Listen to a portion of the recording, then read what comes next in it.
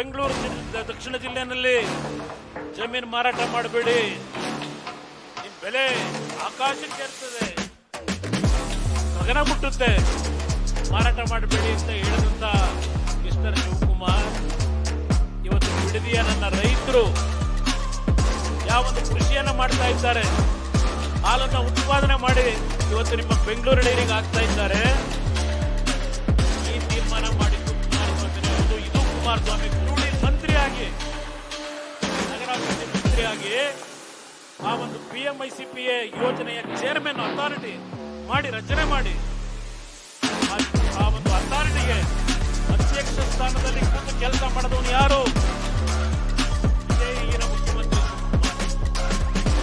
ಯಾವ 20,000 ಎಕರೆ framework agreement ನಲ್ಲಿ supreme court high court ಆದೇಶ ಕೊಡ್ತು, ಏನೇ ಕಾರ್ಯಕ್ರಮವನ್ನ ಆ ರಸ್ತೆ ಯೋಜನೆ ಮಾಡಬೇಕಾದ್ರೆ ಆ ಫ್ರೇಮ್ವರ್ಕ್ ಅಗ್ರಿಮೆಂಟ್ ನ ಒಳಪಟ್ಟು ಕೆಲಸವನ್ನ ಮಾಡಬೇಕು ತೀರ್ಮಾನ ಕೊಟ್ಟಿದ್ರು. ಆ ಸುಪ್ರೀಂ ಕೋರ್ಟ್ ನ ಆದೇಶಗಳನ್ನ ಹೈಕೋರ್ಟ್ ನ ಆದೇಶಗಳನ್ನ ತಿರುಚಿ ಆ ವ್ಯಕ್ತಿಗೆ ಮಾರಾಟ ಮಾಡಿ ನಿಮ್ಮ ಬದುಕನ್ನ ಜೀವನ ಮಾಡ್ತಿರ್ತಕ್ಕಂಥ ಈ ಕಾಂಗ್ರೆಸ್ ಪಕ್ಷ ಕುಮಾರಸ್ವಾಮಿ ಪ್ರಶ್ನೆ ಮಾಡ್ತೀರಾ? ದೇವೇಗೌಡ ಪ್ರಶ್ನೆ ಮಾಡ್ತೀರಾ? ಏನಪ್ಪ ಮಾಡಿದ್ರೆ 20,000 ಎಕರೆ ಭೂಮಿ ಆ ಟೌನ್ಶಿಪ್ಗಳು 5 ಟೌನ್ಶಿಪ್ ಮಾಡಬೇಕಾಗಿತ್ತು. ಆ ಒಂದು ಅಗ್ರಿಮೆಂಟ್ ಪ್ರಕಾರ ನೀವೇನು ಮಾಡಬೇಕು?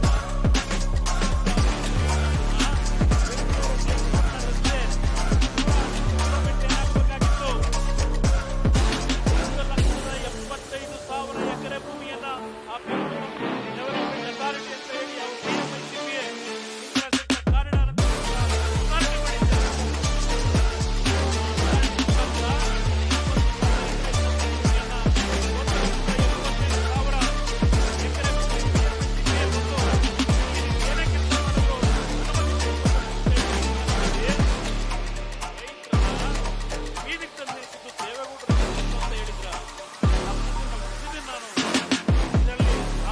ಹೆಸರಿನಲ್ಲಿ ನಿಮಗೆ ಬೇಕಾದಂಗೆ ಈ ರಾಜ್ಯದ ರೈತರನ್ನ ಒಕ್ಕಲೆಬ್ಸಿ ಲೂಟಿ ಮಾಡಿ ಅಂತ ಹೇಳಿ ದೇವೇಗೌಡ ಕೆಲಸ ಮಾಡಕ್ ಸಿಗ್ತಾ ಇದ್ದೇನೆ. ರೈತರ ಮುಂದೆ ಒಂದು ದೀರ್ಘವಾದ